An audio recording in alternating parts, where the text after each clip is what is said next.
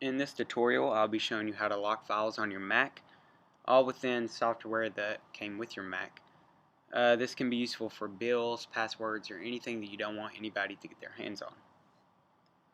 The first thing that you're going to want to do is go up to your Spotlight and type in Disk Utility. The files that we're going to be password protecting today are actual password files, the usernames and password to access accounts. There's 7 of them in this folder.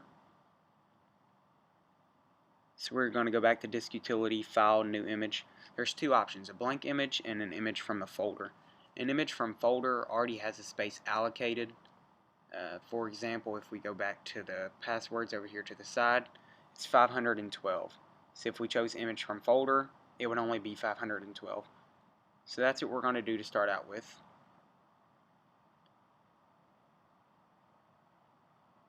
We're just going to select the passwords folder, click open, rename it, turn on the encryption. I usually always use 256-bit encryption because it's more secure and it really doesn't take that much longer.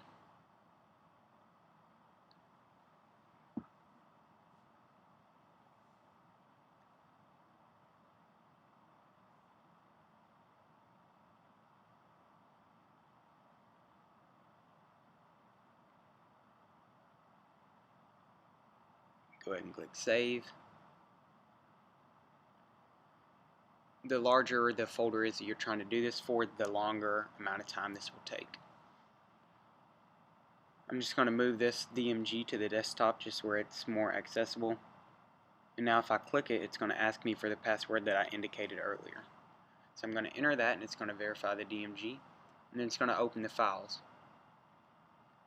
All 7 text documents are in there. As you can see, the file is compressed. It went from 512 to into the 400s.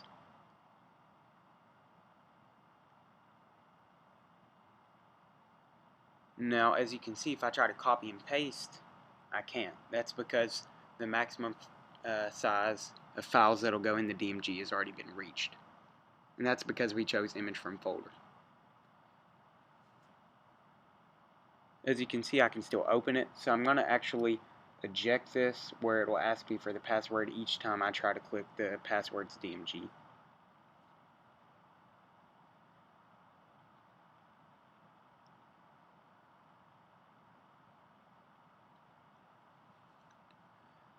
Alright, so if I click it again, now it'll ask me for the password again. And it's going to verify it. And all 7 files are in there once again. Just going to eject that one more time. And now we're going to do the second option, File, New Image, Disk Image. In this case, we can choose the size that we want. 5 gigs, 100 megabytes, it doesn't matter. We're going to rename it as Passwords. And we're just going to leave it as 100 megabytes just to save time. And we're going to keep it as OSX journaled extended because the bottom 2 you really only need if you're doing cross-platforms, but you can't open a locked DMG on a Windows computer anyway. We're going to do 256-bit encryption once again. We're going to keep these bottom 2 options the same. Read and write is where I can copy, paste. I can do anything up to 100 megabytes in that folder that I want to. I'm going to go ahead and click save. It's going to create this disk image. And as you can see, this disk image is blank. There's nothing in it. But it's still equivalent to 100 megabytes. And that's because we already indicated that. I'm going to go back, get the DMG out, put it on my desktop. And it's actually going to be saved as DMG copy because there's 2 on there. Sorry, as passwords copy. And it's 100 megabytes also. So I'm just going to eject this to show you that I have to enter the password on the 100 megabyte version that we just created.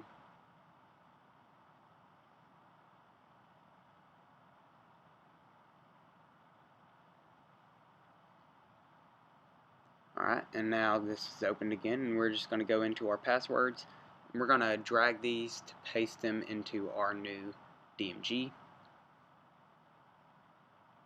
As you can see, it's still 100 megabytes, but with less free space now that we added those documents.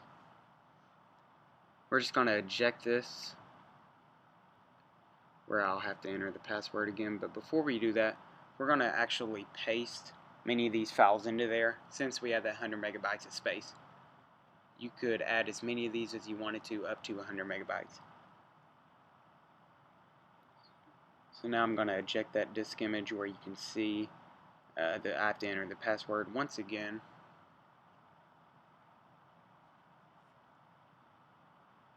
And as you can see, all of those documents are in there that we pasted. And really, there's no need for your original passwords file. These are unlocked versions that are still accessible until you delete these off of your Mac. So I'm going to go ahead and delete these.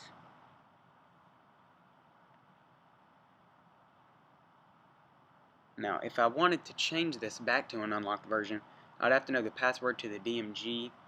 Then I would have to make a folder on my desktop of passwords, and then I would have to copy and paste the locked versions into the unlocked version.